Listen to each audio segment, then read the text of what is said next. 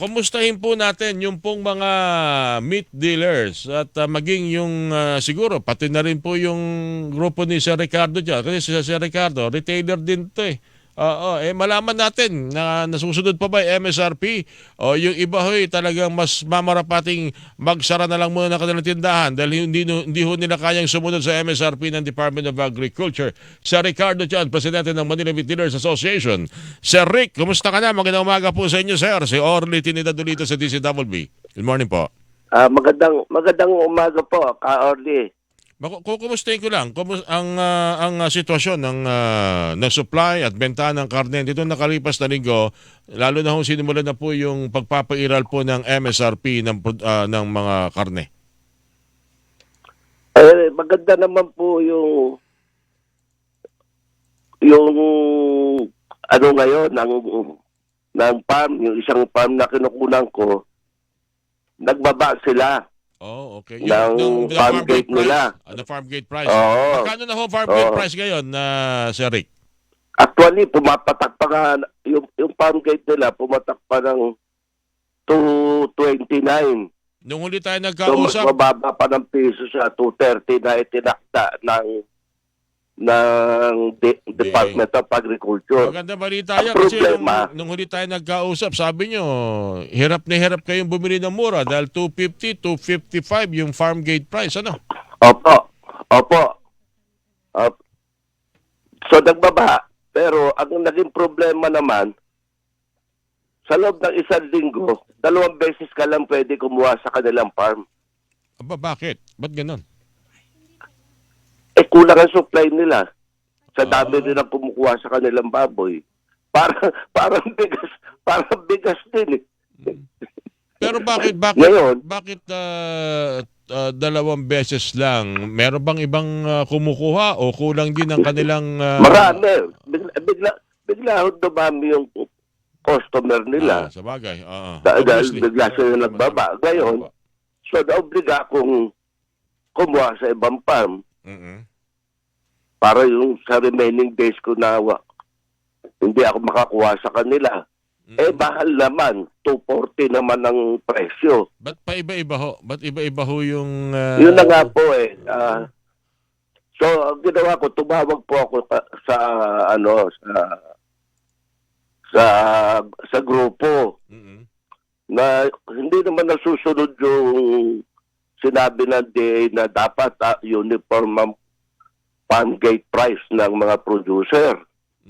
May 240, may mataas, lalo na sa Batangas, marami pa matataas na ba. Tsaka kukonti talaga po ang baboy dito sa South.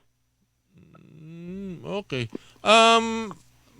Meron bang tugon sa inyo ang DA? Kasi parang napaka-unfair naman. Lahat ay sumusunod. Pero may ilang sektor na parang hindi sumusunod at sa halip, paiba-iba kung ano yung kanilang nagiging presyo. Ang tugon ng DA, muli nilang kakausapin kung sino yung mga yun na ayaw sumunod.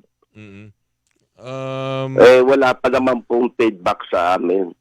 Parang minsan naunawaan din natin ang sitwasyon ng mga retailer at dealer no? May mga ilan din siguro mga pork producer na parang kung hindi nababantayan at nalilingat tayo, ihahataw nila yung presyo nila. Pero wala naman pong problema dun sa mga maliliit na mga pork producer, yung mga backyard na hog raisers. Wala naman po mga problema doon, Sir Rick, sa inyong sila nga po ang mahal magbenta ngayon eh. Kasi sila yung mas mahal sila magbenta dahil nga kulang ang supply. Okay. Kung sakaling tutugunan yung supply para ho dun sa mga malalaking mga hog raisers, mga hog farmers na dun ho kumukuha ang karamihan sa mga meat dealer, ano sa tingin nyo dapat na maging tugon dyan o alalay naman dyan ng DA kung sakasakali lang? Kailangan pong kausapin nila yung mga farm owner na yan na bakit hindi nila kayang ibaba ang presyo nila. Okay. Yan ba ang dahilan kaya minsan daw may mga naririnig tayong mga retailer, yung mga nagtitinda ho sa palengke, na minsan ang karneng nakukuha nila mura, mabebenta nila yan sa alinsunod sa MSRP, minsan hindi nila kayang isunod dahil mahal. Ito ba yung dahilan, Sir Rick? Yes po, yan po talaga ang dahilan. May mga murang baboy, ang quality naman. Kasi, ano rin yan yung quality ng baboy, medyo mahal. Mm-mm. Parang bigas din po. Mm-mm. Di po ba, merong laon, may magandang klase. Sinindomeng, ganyan. Opo, iba-iba rin po ang, Jasmine. sa baboy po, class A, B, C po yan. Mm-mm. Yung ibinibenta po sa palengke, yan yung partner talaga na malambot, hindi masyadong mataba ang baboy. Okay. So yun ang medyo pahirapan makakuha ng supply kung meron man ay kinukulang. Opo. Okay. Ano ang reaksyon naman nung mga sa inyong pagkakaalam? Pero kayo Sir Rick, tama ba na minsan may retailer din kayo eh? Tama ba? Opo. Kakayanin ba ng pangmatagalan itong MSRP na pinairal ngayon? 350 sa Kasim at Pige at 380 sa Liempo. Kung matagalan sinasabi nyo, Ka-Orly, ang production ng baboy, pataas na po yan. Mm-mm. Kasi po, naubos noong December, pinalitan nila ng January yung nawala. Opo. After 5 months, marami na ulit tayong baboy. So, papatak po ito ng March, April, mga kalagataan po ng April, may baboy na yan, tsaka itong May. Mm-hmm. So talagang pababa na rin po talaga ang presyo. Mm-hmm. Okay.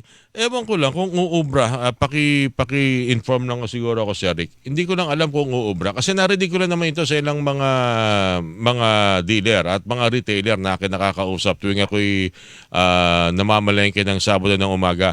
Tama kayo, wala ako nakitang 380 Liempo kahapon. Naawa lang ako din siyempre sa suki ko dahil alam niyo naman malaki ang akin na naman kasing pakisama sa akin suki. Talagang pag dumarating yung karne sa kanya, ipili-pili na niya ako ng mga paborito kong part.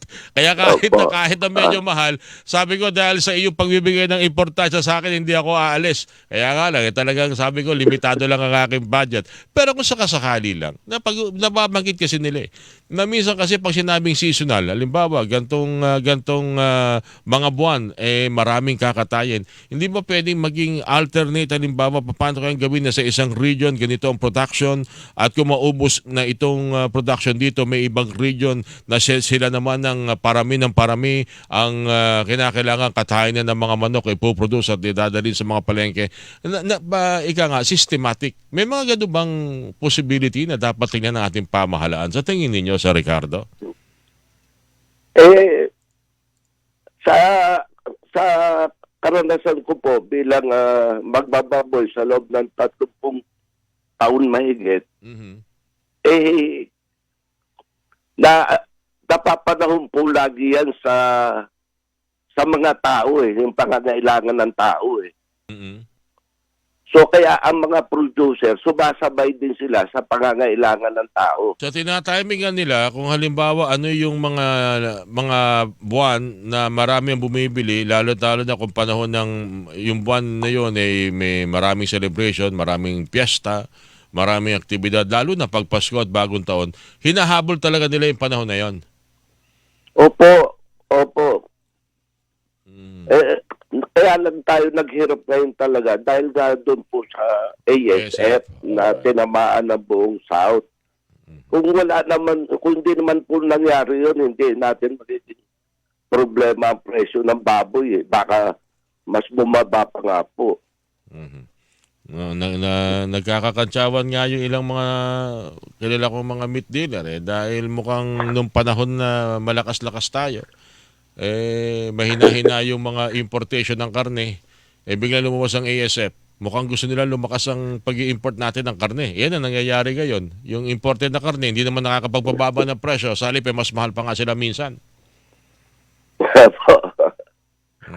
Okay. Anyway, Sir Ricardo, maraming salamat sa mga impormasyon na yan. So, wala pa talagang katiyakan na mangyayari na magiging maluwag sa lahat ang pagsunod ng MSRP ng karne dahil nga sa binabanggit po ninyo, hindi pa rin talaga matatag ang supply nito lalo na ho doon sa mga hog raisers, hog farmers na apektado pa rin po nitong mahina na supply o yung kokonting mga kinakatay na karneng na baboy, ano? Apo, itong mga weeks na to hanggang ano, pero mga kalagitnaan ng April po yan at saka May, pababa na po ang presyo niyan. Hanggang August, September, October, pababa na po presyo niyan. Okay. Sir Ricardo, maraming salamat po sa pagbahagi po ng mga impormasyon na yan at paghatid po ng sitwasyon sa mga pamilya at presyo po ng karne para po sa ating mga taga-subaybay. Sir Ricardo, maraming salamat sa inyo. Ingat po kayo. Maraming salamat din po, Ka-Orly, at inyong tagapakinig. Sa ulitin po, ang Pangulo po ng Manila Meat Dealers Association, si Sir Ricardo Chan, ang inyo pong napakinggan mga kapuso. Buena Manong Balita. Sa iyon. Hilingan, walang pinoprotektahan.